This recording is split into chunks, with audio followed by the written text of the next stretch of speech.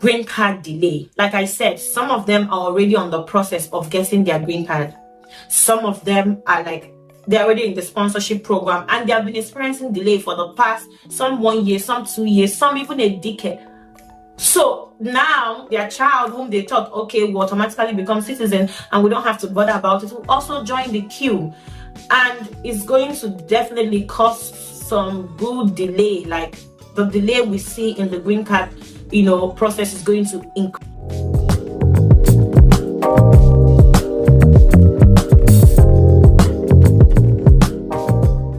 Welcome to my YouTube channel. I am Sonia Anidi and I am a nurse in the United States. So today I'm here to talk about one of the executive law that was signed by Donald Trump on the 20th of January 2025, and it states to end birthright citizenship for certain individuals, like those who are illegal immigrants, those who are on temporal visas, like they are legally allowed to be in America, but they are not green card holder. They are like on a temporal visa, such as the student visa, whatever kind of work visa you have. Those are the people that the executive order is referring to. I know during the campaign, Trump was hammering about stopping illegal migrating into the USA, and he spoke about stopping birthright citizenship for illegal immigrants. But on January 20th, he as well included those on temporal visa, those who are legally allowed to work, live, pay their taxes in the United States of America. Everybody's up and about talking if this is going to hold, since it goes against the Constitution that anyone born in the United States of America automatically becomes a citizen of America.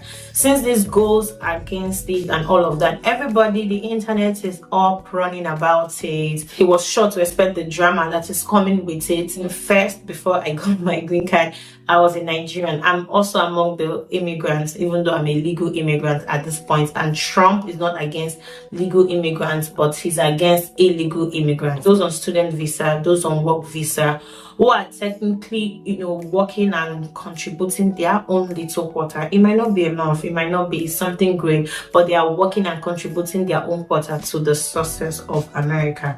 They have planned their life, they have received a visa to work, to live in America.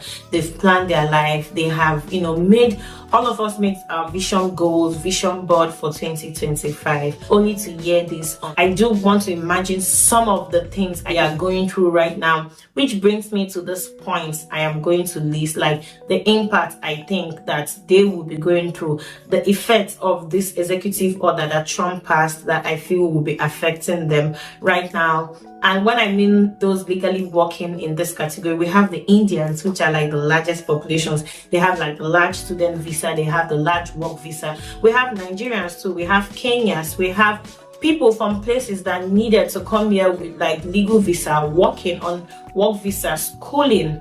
And then, even if you're on student visa, you work too, right? It's easy for some of us who, are not affected to just be like, oh, yeah, that, gets going and waiting to see how all of this will pan out. Because I heard that it won't go into effect until 30 days after the 20th of January. So we're expecting the Trump executive order about all of the things he signed to go into effect on the 19th of February 2025. If it's not stopped, if the Supreme Court or whatever, all of us are hoping does not happen or whatnot, so it's probably going to go in effect. How will this impact these people's life? Because they do have papers. I'm talking about the legal ones.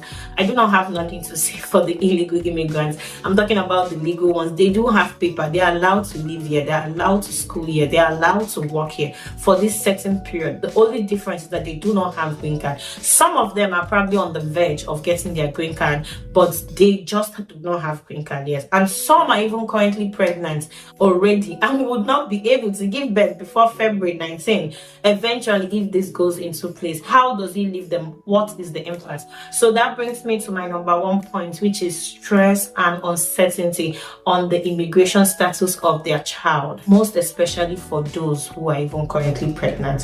So they are going to be be so scared, they are going to be stressed out, thinking about it, wondering what this future of this child is going to be, wondering what is going to become of my child, like how, like the uncertainty on what happens to this child if I can get, as in, it's going to be a lot of emotional torment and struggle for mothers, most especially, which I think is not even good for their pregnancy. So I can't begin to imagine the emotional stress and uncertainty that they'll be going through now, thinking about their child, what's their unborn child immigration status is going to be. Number two, I think the financial expenses. Let's assume all of this finally goes into effect, and really just the thought, in fact, just the thought of saying it and the intention of Trump and the way he has said it, and then now you have this baby after February 19, there's going to be a financial implication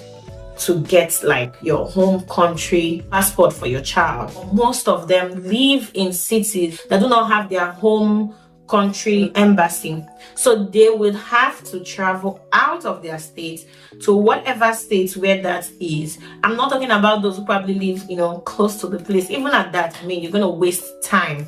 So the time and financial expenses that they are going to go through to travel down to wherever their home country embassy is to get the passport for their child. I mean, if you probably had that child and he had a citizenship, you wouldn't have worried, or if you don't want to leave the country anytime soon, to start thinking about getting a passport or getting anything, because their birth certificate automatically serves or prove their immigration or citizenship. Even their social security comes in. You have things in the long run, so you might not necessarily need a passport right now, especially if you don't have plans of travel. But now they have to factor that in, travel distance, go for all of that, if possible miss their job or school in the course of doing this. So it's going to take a lot from them. So that is one of the ways I think is going to impact them with all of this whole executive order, if it eventually goes into place.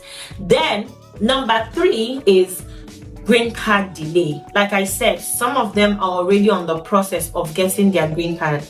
Some of them are they're already in the sponsorship program, and they have been experiencing delay for the past, some 1 year, some 2 years, some even a decade.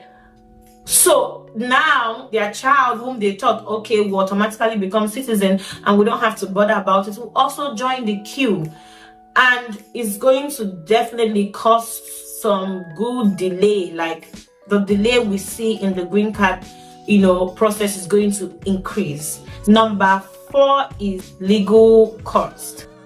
Let's take, for example, families who already have citizens, like they already have 2 kids, 1 or 3 with citizenship already, and now they're about to have the baby of the family, and it's definitely not coming before February 19. They're going to be worried about it. They probably will have to consult an immigration attorney to know where the situation, where their family situation falls under, how they can approach the citizenship of this unborn child that already has siblings with citizenship.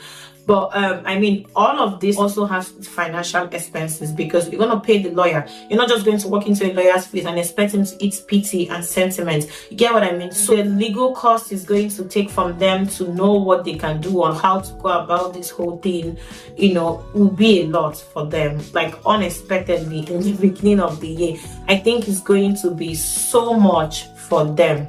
Still standing on this point, I'm going to give you my number 5 effect: separation from family. Family who already have siblings with citizenship, and now the other ones are not going to have citizenship, might stand the chance of being separated from their siblings and family members for a long time. Because if your sibling do have this, and let's say Trump goes into effect with his mass deportation, maybe they run out of work visa, and now hire America first, buy America, all of that, people might not get their sponsorship renewal or something, or the whole green card waits and they go out of status. They might face the risk of deportation, and that will lead to family separation. And even at 21, they can probably not even be able to petition for their siblings. So this fosters longer time in separation for family. which is a worst impact, because I mean, family, we ought to stay together, grow together, build memories together. So I think this whole policy might bring about more separation for families.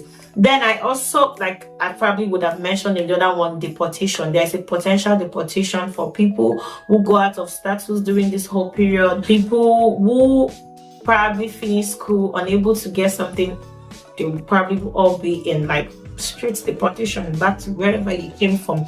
Number 7, they'll be deprived certain health care and benefit to education despite being born here.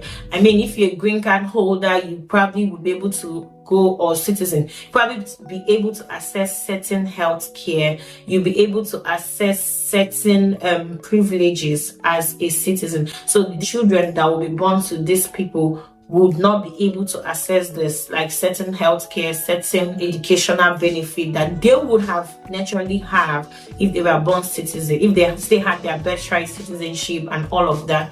So all of this, I feel, will cause super stress and like super stress. It still boils down to super stress and anxiety. It's going to even have a negative impact on their productivity, be it work visa, be it student visa. If you are down there thinking, what am I going to do about this whole new thing? It affects me because I am still in this category and all of that. If they are students, it will have negative impact on their performance as students. And then you paid all that money just to not do well in school. Mind you, if you don't know, international student pay like ×3 of what the state student pays. So all of this will negatively affect their performance. It will affect their work performance, even if they were on a work visa, because you go to work, you're thinking, you're analyzing, your head is all over the continent, thinking of what happens next, how do we go from here, how do my child survive from here. I mean, it's a child, so, and we're parents, all we do is think about our little ones, and it's going to affect performance for a lot of parents in whatever field they are or whatever reason that have brought them to America. I also think it's going to stop a lot of young couples from having children, especially those that really want to have children. Remind you, everybody do not want to have children. Most people want to have children. Most people do not want to have children. But in the case for those that really want to have children, with all of this executive order that Trump has signed, especially this one on end citizenship by birthright, people might hold off on giving birth that they really want to. It's taking a part of their happiness, which can also affect work productivity, because you want to have child of your own, but you don't want to be caught up in all of this whole situation. And it's taking the one thing they probably want so much away from them, because they want to keep it low and see how this whole thing is going to pan out. So I think it will cause a lot of people to hold off on childbearing, even though they really wanted to. So this is one of the impacts I think it's going to have on those who are on temporal legal visa in America, that do not have green card or that do not at all are not citizens. So, well, I don't know if this is fully going to go into effect, but I don't know. Do let me know your opinion. If you're a student on international visa, you are on work visa, temporal work visa, what do you think of this whole executive? How is it affecting you right now? Share your opinion. Do you agree with me in some of the points I listed on how it is currently impacting people? And I also feel like it's going to stop a lot of people that would have wanted to come into America to study. They might change their mind about that. Like, that dream is probably gonna go off the roof, because nobody wants to come and give birth in the midst of all this drama. And then if that is also part of their plan, it's just going to send that flying into the air. Let us know in the comment section the impacts you think the people in this category are currently going through that I might have not listed. How you agree, if you do agree with what I say, let me know what you think in the comment section. I will appreciate that. And if you made it to the end of this video, I'd say thank you very much. And I am so appreciative, because I mean, I am so happy if you eventually made it to the end of this video. Thank you so much. You are truly appreciated. I hope I see you back in my channel for my next video. Thank you so much. See you guys. Thank you. Don't forget to like, share, subscribe, and you'll see more of me. Thank you. Bye.